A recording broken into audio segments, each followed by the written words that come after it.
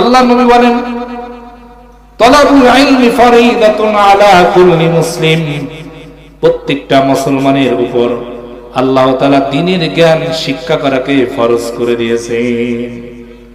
আমি আপনি নামাজ আদায় করব, তো নামাজ পড়ার আগে আমার আর আপনার কিরাত শুদ্ধ করতে হবে। কিরাত যদি অশুদ্ধ হয়, সূরা ফাতিহা পড়া যদি অশুদ্ধ হয়ে যায়, তাহলে কি নামাজ হবে? হবে না। কারণ ইমাম বুখারী রাহমাতুল্লাহ আলাইহি বুখারী শরীফের মধ্যে একটি অধ্যায় আনছেন,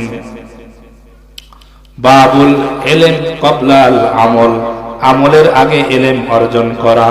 আমলের আগে ইলম অর্জন করা। যদি আমি আপনি ইলম না অর্জন করি, তাহলে কিভাবে আমি আপনি নামাজ পড়ব? নামাজ কবুল হবে না। লা সালাতা, নামাজ কবুল হবে না যদি আমার আপনার সূরা অশুদ্ধ থেকে যায়। নামাজ ভঙ্গের 19টি কারণ আছে, তার মধ্যে সর্বপ্রথম কারণ হলো নামাজের মধ্যে অশুদ্ধ পড়া। কিরাত যদি অশুদ্ধ হয়ে যায়, তাহলে নামাজ নষ্ট। আলহামদুলিল্লাহি রাব্বিল আলামিন, আমি আপনি যদি তেলাওয়াত করি আলহামদু, হলকের শুরুতে একটি হা আছে, হা, আর একটা হলো হলকের মধ্যখান থেকে হা। এখন হার স্থানে যদি আমি আপনি হা তেলাওয়াত করি, হা, তাহলে কি নামাজ হবে? এরপরে আমি আপনি যদি জর জায়গা জাল পড়ি, জাল, দতের জায়গা যদি জ পড়ি, তাহলে অর্থ পরিবর্তন হয়ে যায়। এজন্য আল্লাহ নবী সাল্লাল্লাহু আলাইহি ওয়াসাল্লাম ইরশাদ করেন, নামাজ সহি শুদ্ধ হওয়ার জন্য প্রথম যে শর্ত, সেটা হলো তোমার কিরাত শুদ্ধ হতে হবে। এই কিরাত শুদ্ধ করার স্থান হলো মাদ্রাসা, নুরানি মাকতব। এটা হচ্ছে কোরআন শুদ্ধ করার একটা ফ্যাক্টরি। এজন্য আমরা নিজে কোরআন পড়তে পারি নাই, এখন সময় আছে ভাই। চায়ের দোকানে দেখা যায় ঘন্টার পর ঘন্টা আমার সময় নষ্ট হয়ে যাচ্ছে। দেখা যায় বাজারে সিনেমা, গান, নাচ গান দেখতে দেখতে সময়কে নষ্ট করে দিচ্ছে, কিন্তু এই সময়ের মূল্যায়ন করতেছি না। আল্লাহ নবী বলেন, ওয়া হায়াতাকা ক্বাবলা মাউতিক, বান্দা তুমি তোমার হায়াতের মূল্যায়ন করো, মৃত্যু আসার আগে তুমি তোমার হায়াতের মূল্যায়ন করো।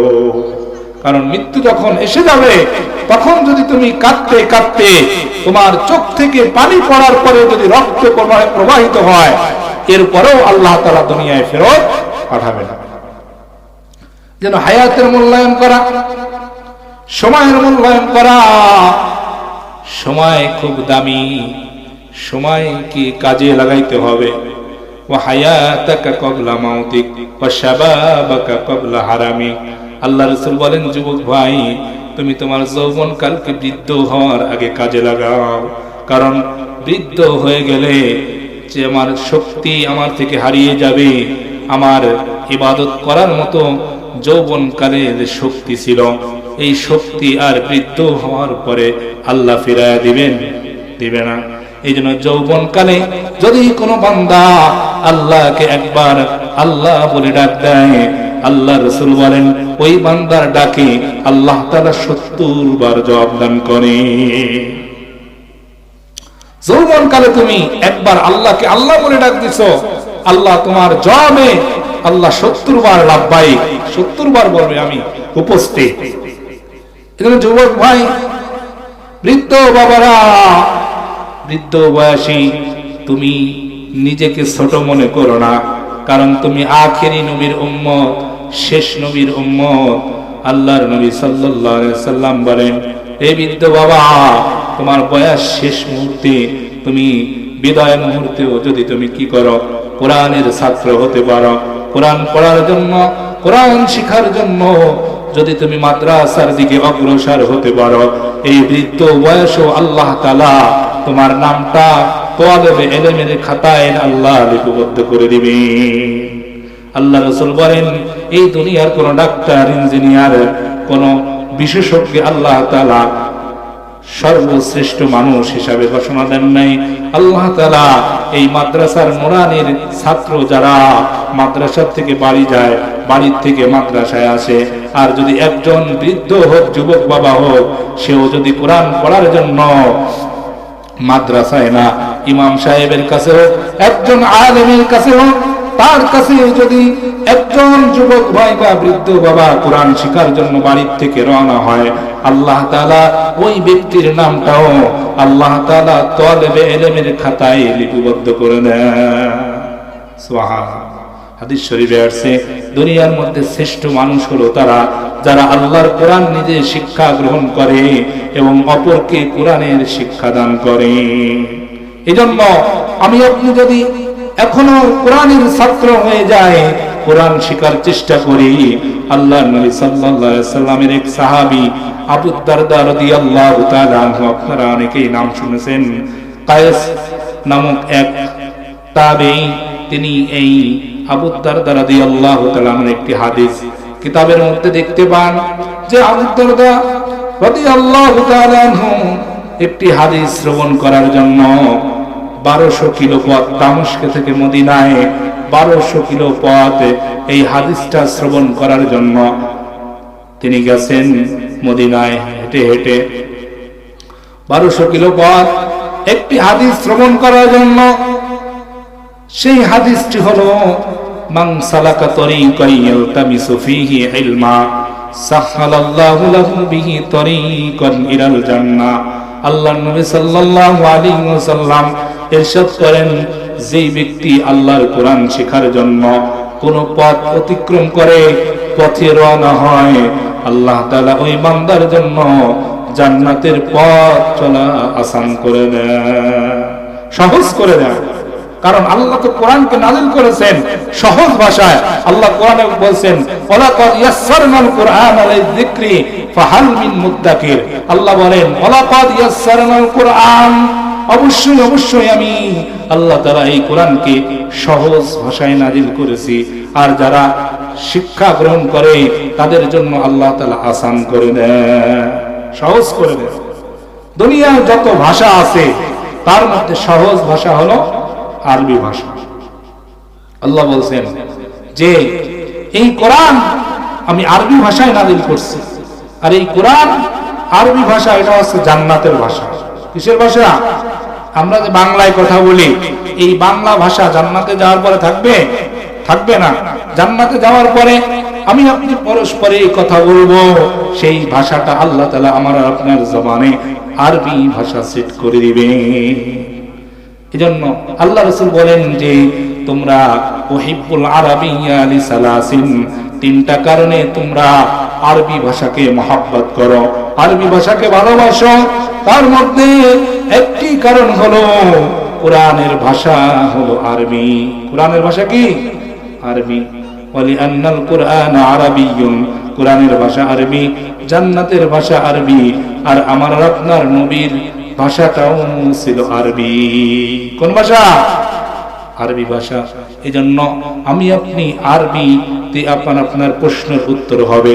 কবরের মধ্যে যে তিনটি প্রশ্নের উত্তর আমার আপনার আল্লাহ ফেরেশতাদের মাধ্যমে করবেন, সেটাও হবে আরবি ভাষার মাধ্যমে। প্রথম প্রশ্ন কি হবে? মার রব্বুকা, তোমার রব কি ছিল? মান দীনুকা, তোমার ধর্মের নাম কি? মান হাযার রাজুলুল্লাযী বুইসা ফীকুম, তোমাদের মাঝে যে নবী আল্লাহ তাআলা পাঠিয়েছিলেন সেই নবীর নামটা তোমরা বলতে পারবে কি? সেই নবীর নাম কি? এই তিনটা প্রশ্নের উত্তর যদি কোনো বান্দা দিতে পারে, তো আল্লাহ তাআলা ফেরেশতাদেরকে আদেশ করবেন যে আলবিসুহু মিনাল জান্নাহ, এই বান্দাকে জান্নাতের পোশাক পরানো হোক, ওয়া আফরিশুহু মিনাল জান্নাহ, এই বান্দাকে জান্নাতের বিছানা বিছিয়ে দেওয়া হোক। এরপরে বান্দাকে বলা হবে, বান্দা এখন তুমি ঘুমিয়ে যাও, যেভাবে বাসর ঘরে নববধূ আর পুত্র ঘুমিয়ে যায় এমনি ভাবে এখন তুমি ঘুমিয়ে যাও। এরপরে ইসরাফিল আলাইহিস সালাতু ওয়াস সালাম সিংহায় ফুৎকার দিবেন, ফুৎকার দেওয়ার সঙ্গে সঙ্গে বান্দার ঘুম ভেঙে যাবে। অনুফিকা ফিস সূরি নাফকাতান ওয়াহিদা, প্রথম ফুৎকার দেওয়ার সাথে সাথেই আসমান জমিন চন্দ্র সূর্য যা কিছু আছে এগুলো ফেটে টুকরো টুকরো হয়ে যাবে। দ্বিতীয় ফুৎকার দেওয়ার সঙ্গে সঙ্গে কবর থেকে উত্তাল হতে থাকবে, উদিত হতে থাকবে। সর্বপ্রথম কে উঠবে জানে না? কবর থেকে সর্বপ্রথম কে উঠবে? সর্বপ্রথম কবর থেকে উঠবেন আমার আর আপনার নবী, বিশ্ব নবী হযরত মুহাম্মদুর রাসূলুল্লাহ সাল্লাল্লাহু আলাইহি ওয়াসাল্লাম। এই নবীর ডান দিকে হযরত আবু বকর, বাম পাশে হযরত ওমর। আর আল্লাহর নবী সাল্লাল্লাহু আলাইহি ওয়াসাল্লাম যেই সওয়ারির উপর বহন হয়ে জান্নাতে যাবেন, সেই সওয়ারির যে একটা রশি থাকবে, এই রশিটা কে ধরবেন? এই রশিটা ধরবেন হযরতে বিলাল, কালো বিলাল, বিলাল রাদিয়াল্লাহু তাআলা আনহু। বিলাল কত নির্যাতন সহ্য করেছে, উমাইয়া ইবনে খালফের গোলাম।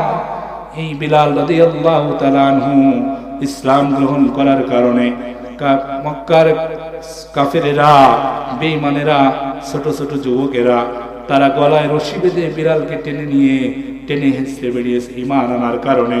এই ঈমান খুব দামি জিনিস। ঈমান আল্লাহ তাআলা এমনিতেই দান করে না। ঈমান আনার জন্য, কোরআন শিখার জন্য যদি আমরা মেহনত করি, কষ্ট করি, মুজাহাদা করি, তাহলে আল্লাহ তাআলা আমাদেরকে দান করবে কোরআনের এলেম। এবং জান্নাতি মানুষ হওয়ার জন্য আমাদেরকে কষ্ট করতে হবে, মুজাহাদা করতে হবে।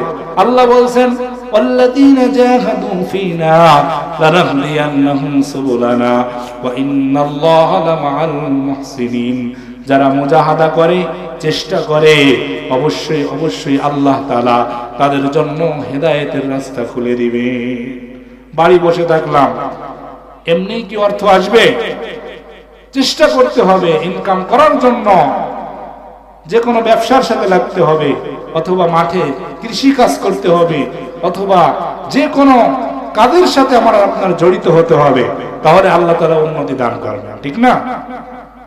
এই যে কালো বিলাল, এই বিলালের এত মর্যাদা, এত সম্মান আল্লাহ তাআলা কিভাবে দান করলেন? বিলাল রাদিয়াল্লাহু তাআলা আনহু একবার আল্লাহর নবী সাল্লাল্লাহু আলাইহি ওয়াসাল্লামকে আল্লাহ তাআলা ভ্রমণ করিয়েছিলেন মেরাজ।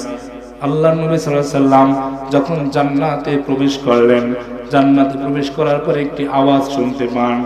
কিসের আওয়াজ? কেমন জানি একটা আওয়াজ হয়, চলার আওয়াজ, কেমন জানি একটা শব্দ হয়, খড়মের একটা আওয়াজ। এই আওয়াজটা কার? জিবরাইল আলাইহিস সালাতু ওয়াস সালামের কাছে জিজ্ঞাসা করলেন, জিবরাইল, আমি একটি আওয়াজ শুনতে পেয়েছি, জান্নাতে যাওয়ার পর এই আওয়াজটি কার? জিবরাইল আলাইহিস সালাতু ওয়াস সালাম বলেন, এই আওয়াজটি হলো আপনার সেই বিলাল, কালো বিলাল, যাকে কেউ পছন্দ করত না, যাকে কেউ ভালোবাসতো না। এই বিলাল এমন একটি আমল করত, যেই আমল করার কারণে আল্লাহ তাআলা তাকে দামি বানিয়ে দিয়েছেন। কি আমল করতেন? বিলাল রাদিয়াল্লাহু তাআলা আনহু যখন ওযু করতেন, ওযু করার আগে 2 রাকাত তাহিয়াতুল ওযুর নামাজ আদায় করতেন। এই নামাজ আদায় করার দ্বারা আল্লাহ পাক রব্বুল আলামিন হযরত বিলাল রাদিয়াল্লাহু তাআলা আনহুকে এই মর্যাদা, এই সম্মান আল্লাহ তাআলা দান করেছেন যে আল্লাহর নবী সাল্লাল্লাহু আলাইহি ওয়াসাল্লাম জান্নাতে যাওয়ার পরে আগে বিলাল রাদিয়াল্লাহু তাআলা আনহুর আওয়াজ শুনতে পাবেন।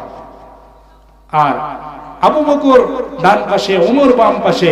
কিন্তু উটের যে রশি ধরে জান্নাতে নেয়, ওই ব্যক্তি তো আগেই থাকে, আগে থাকে না, টেনে টেনে আগে নিয়ে যাচ্ছেন হযরত বিলাল রাদিয়াল্লাহু তাআলা। এজন্য আমাদের জীবনকে পরিবর্তন করতে হলে আমাদেরকে আল্লাহর কোরআন, নবীর আদর্শ পরিপূর্ণভাবে আমাদের পারিবারিক, আমাদের সামাজিক, রাষ্ট্রীয় জীবনে আমাদের কি করতে হবে? বাস্তবায়ন করতে হবে। এবং নিজের সন্তানকে, নিজের পরিবারকে কি করতে হবে?